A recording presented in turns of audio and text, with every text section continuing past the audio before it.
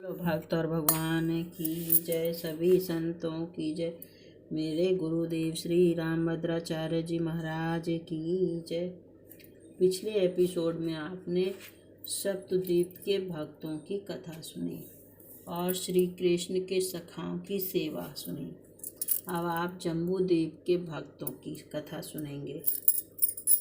बोलो जम्बू द्वीप के सभी भक्तों की जय।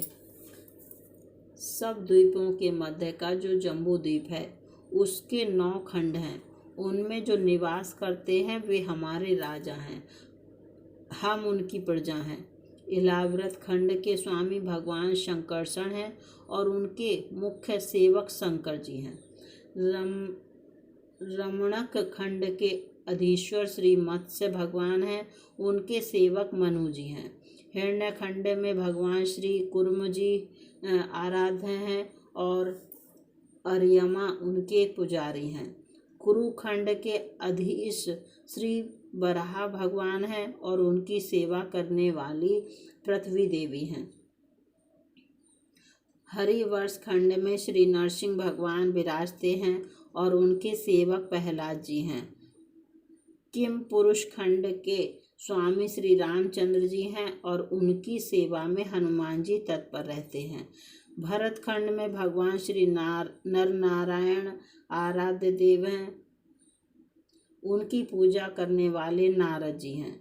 भद्राश्व खंड में हयग्रीव भगवान आराध्य हैं और भद्रश्रवा जी उनके पुजारी हैं। केतुमाल खंड के अधिपति भगवान कामदेव हैं और कमला देवी उनकी सेविका हैं। अब आप जम्बू द्वीप के 9 खंडों में भक्ति के स्वरूप के विषय में यहाँ कुछ विवरण प्रस्तुत है। जो मध्य द्वीप 9 खंड इसका हेडिंग है। अब आप जम्बू द्वीप के 9 खंडों का थोड़ा सा प्रसंग सुनेंगे। 7 द्वीपों के मध्य में स्थित जम्बू द्वीप के अधिपति महाराज अग्निन्द्र के नाभि किम पुरुष, हरिवर्ष, इलाव्रत, रम्यक, हिरण्यरणम्य, कुरु, भद्राश्व और केतुमाल नाम के 9 पुत्र हुए। राजा आग्नेन्द्र ने जम्बू द्वीप का विभाग करके 9,000 योजन विस्तार वाले 9 वर्ष भूखंड बनाए और उन्हें एक एक पुत्र को सौंप दिया। इन्हीं पुत्रों के नाम से 9 वर्ष प्रसिद्ध हो गए, यथा राजा नाभि के नाम से अजनाव वर्ष, किम पुरुष के नाम से किम पुरुष वर्ष इत्यादि। अजनाव वर्ष को ही भारत वर्ष कहा जाता है। आग्नेन्द्र नंदन राजा नाभि एवं उनकी पत्नी मेरु देवी के यहाँ स्वयं भगवान ने ऋषभ देव के नाम से अवतार ग्रहण किया। वृषभ देव जी के 100 पुत्रों में राज ऋषि भरत सबसे बड़े, सर्वाधिक गुणवान और महान भगवत भक्त थे। वे अत्यंत प्रतापी और धर्मात्मा हुए। उन्हीं के नाम से अजनाव खंड का नाम भारतवर्ष पड़ा। अजनावम नामेतुर्द्वयम् भारतमिति यत् आरभ्य व्यपदिशन्ति। इन 9 वर्षों में परम पुरुष भगवान वहाँ के लोगों पर अनुग्रह करने के लिए अपनी विभिन्न मूर्तियों से विराजमान रहते हैं। इन समस्त वर्षों में भारतवर्ष श्रेष्ठ है। देवता भी भारतवर्ष में उत्पन्न हुए मनुष्यों की महिमा का गान करते हैं, यथा जिन जीवों ने भारतवर्ष में भगवान की सेवा के योग्य मनुष्य जन्म प्राप्त किया है, उन्होंने ऐसा क्या पुण्य किया है, अथवा इन पर स्वयं श्री हरि ही प्रसन्न हो गए हैं। इस परम सौभाग्य के लिए तो हम भी निरंतर तरसते रहते हैं। देवता यह अभिलाषा करते हैं कि अब तक स्वर्ग सुख भोग लेने के बाद हमारे पूर्वकृत यज्ञ प्रवचन और सुख कर्मों से यदि कुछ भी पुण्य बचा हो तो उसके प्रभाव से हमें इस भारतवर्ष में भगवान की स्मृति से युक्त मनुष्य शरीर मिले, क्योंकि श्री हरि अपना भजन करने वाले का सब प्रकार से कल्याण करते हैं। यथा इसी जम्बूद्वीप में भारतवर्ष है। यह स्वर्ग और अपवर्ग प्राप्त करने वालों की कर्म भूमि है। पृथ्वी पर भारतवर्ष के अतिरिक्त कहीं भी कर्म की विधि नहीं है। अन्य वर्ष भोग भूमियां हैं। यतो हि कर्म भूरेशा रान्तोन्यां भोग भूम्यः। जन्म जन्मांतर के महान पुण्यों का उदय होने पर ही भारतवर्ष में जन्म होता है, जिसकी कीर्ति का गान करते हुए देवता भी कहते हैं, अर्थात देवगण भी निरंतर यही गान करते हैं कि जिन्होंने स्वर्ग और अपवर्ग के मार्गभूत भारतवर्ष में जन्म लिया है, वे पुरुष हम देवताओं की अपेक्षा भी अधिक धन्य बड़भागी हैं। अभी आपने सुना देखा कि कितना भारत में मनुष्य जन्म लेना कितना सौभाग्यशाली है। जम्बूद्वीप के भक्तों की कथा सुनी अभी आपने। अब आप श्वेत द्वीप के भक्त की कथा सुनेंगे। बोलो श्वेत द्वीप के भक्तों की जय। श्वेत द्वीप भगवत धाम में निवास करने वाले भगवान के भक्तों की गाथा कान लगाकर सुनिए। ये श्री नारायण भगवान के मुखारविंद का निरंतर दर्शन करते रहते हैं। यदि कभी पलक पड़ने पर भर का भी व्यवधान हो जाए तो उसे वे करोड़ों नारकीय कष्टों के समान मानते हैं। किसी समय नारद जी इन भक्तों का दर्शन करने के लिए गए। नारद जी ने ज्ञान उपदेश करना चाहते थे। श्री नारायण भगवान ने हाथ से संकेत किया कि यहाँ से लौट जाओ, क्योंकि ये रूप माधुरी में आसक्त जन तुम्हारे उपदेशों के अधिकारी नहीं हैं, अर्थात इन्हें ज्ञान चर्चा सुनने की इच्छा नहीं है। यहाँ भगवान की प्रेम परा भक्ति में ही निष्ठा है, अतः तुम्हारे ज्ञान प्रसंगों की यहाँ चर्चा ही नहीं है। भक्तमाल के टीकाकार श्री प्रियादास जी श्वेत द्वीप से निवास करने वाले भक्तजनों की उपासना के संबंध में 3 कवित्तों में इस प्रकार कहते हैं। श्वेत द्वीप में निवास करने वाले भक्तजन सर्वदा भगवान के रूप की उपासना करते हैं। रूप माधुरी का दर्शन ही उनका साधन और साध्य है। अपने उपदेशों से सभी को कृतार्थ करते हुए सर्वदा सर्वत्र विचरने वाले कौतुकी श्री नारद जी एक बार श्वेत द्वीप को गए। वहाँ के भक्तों को उपदेश देने की आशा लगी थी। भगवान ने इशारा किया कि उपदेश देने की इच्छा से यहाँ मत आओ। यहाँ के भक्त लोग सदा परमानंददायक रूप का दर्शन करते रहते हैं। उनकी बुद्धि मेरे रूप में अत्यंत आसक्त है। मन ही मन दुखी होकर नारद जी लौट आए और वैकुंठ धाम में जाकर वैकुंठनाथ जी से सब बात कही। तब भगवान ने कहा, हम तुम्हें साथ लेकर चलें और देखें कि किस प्रकार उन भक्तों के रोम रोम में भक्ति रम रही है। दोनों श्वेतद्वीप पहुँचे तो वहाँ देखा कि एक सरोवर के तट पर एक पक्षी ध्यान लगाए बैठा है। नारद जी ने पूछा, भगवान यह पक्षी इस प्रकार कैसे बैठा है? भगवान ने कहा, यह बड़ा ही भाग्यशाली है, क्योंकि भक्ति में पूर्ण रूप से लीन है। इस प्रकार इस भक्त पक्षी को इस प्रकार ध्यान करते हुए 1000 वर्ष बीत गए हैं, परंतु अभी इसके मन की अभिलाषा पूर्ण नहीं हुई है। पानी में रहते हुए भी यह प्यासा रहता है, परंतु पानी नहीं पीता है। इसकी ऐसी निष्ठा है कि इसे प्रसाद मिले तभी जीव से उसका स्वाद लेता है, बिना प्रसाद के कभी कुछ भी ग्रहण नहीं करता है। इस प्रकार इसकी बुद्धि प्रसाद रस में मग्न हो गई है।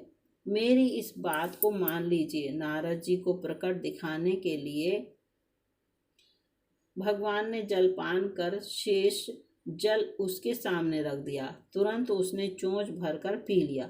भगवत प्रसाद के स्वाद से उसके नेत्रों में आनंद के आंसू आ गए और बुद्धि भी विभोर हो गई। इस आश्चर्य को देखकर नारद जी टकटकी लगाकर उस भक्त पक्षी का दर्शन करने लगे। फिर उसके चारों ओर फिरकर उसकी परिक्रमा की और कहने लगे कि अब तो हम यहीं रहकर कुछ काल इसकी सेवा करेंगे।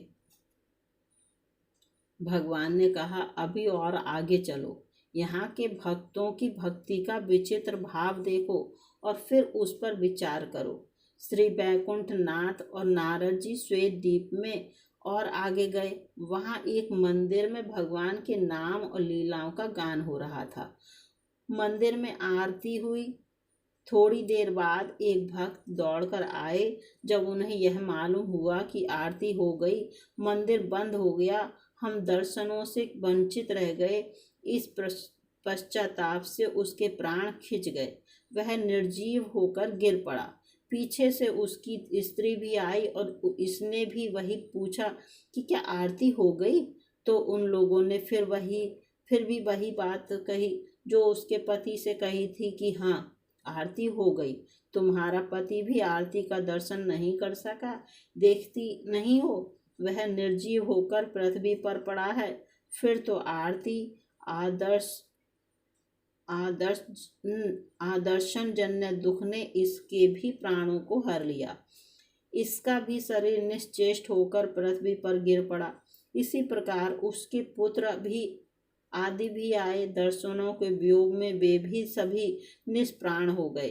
रूप माधुरी देखे बिना उनके मन को मरण ही अच्छा लगा, जीवन प्रिय नहीं लगा।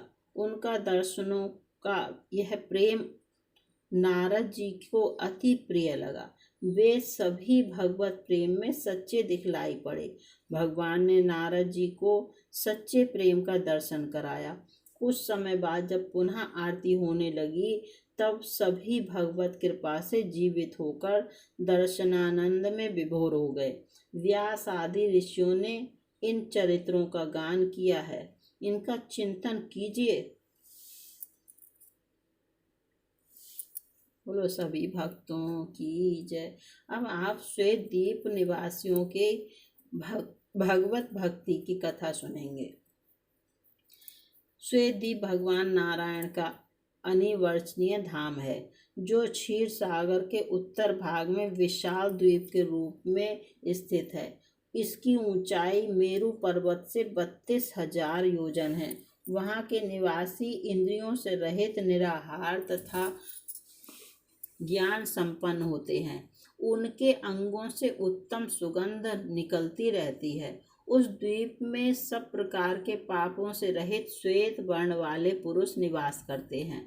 उनकी ओर देखने से पापी मनुष्यों की आंखें चौंधिया जाती हैं। उनके शरीर तथा हड्डियां वज्र के समान सुदृढ़ होती हैं।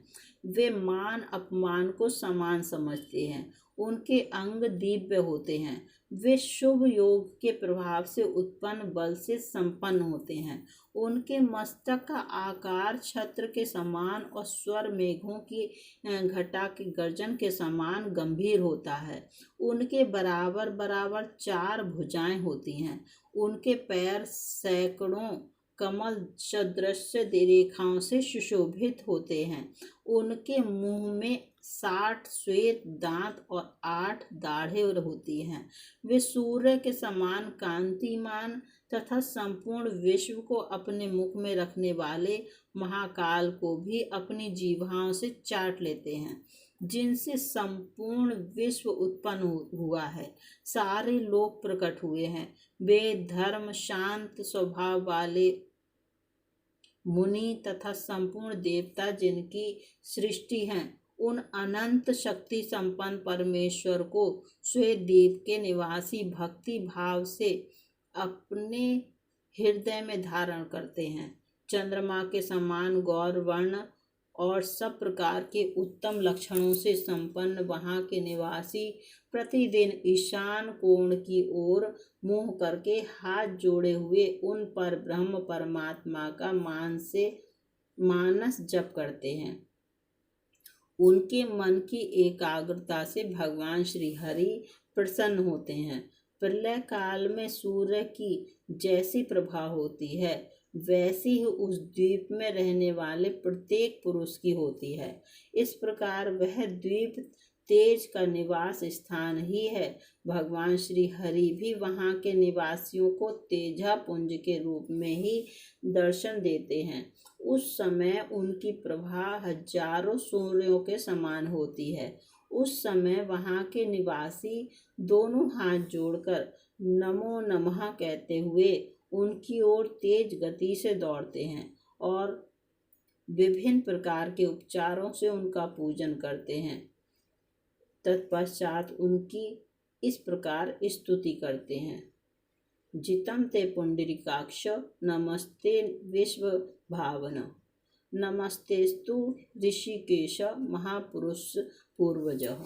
तदंतर वहाँ पवित्र और सुगंधित वायु बहुत से दिव्य पुष्प एवं कार्योपयोगी औषधियों को लेकर आती है, जिनसे वहाँ के पंचकाल वेत्ता अनन्य भक्त मनसा वाचा कर्मणा इन तेजो रूप भगवान श्री हरि का पूजन करते हैं। बोलो सभी संतों की जय, सभी भक्तों की जय।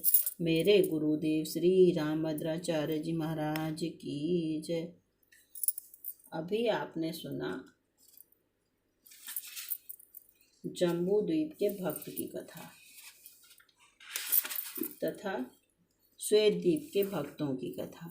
अब आप अगले एपिसोड में अष्टनाग की कथा सुनेंगे। 8 नागों के नाम तथा उनकी कथा। बोलो सभी भक्तों की जय, सभी संतों की जय।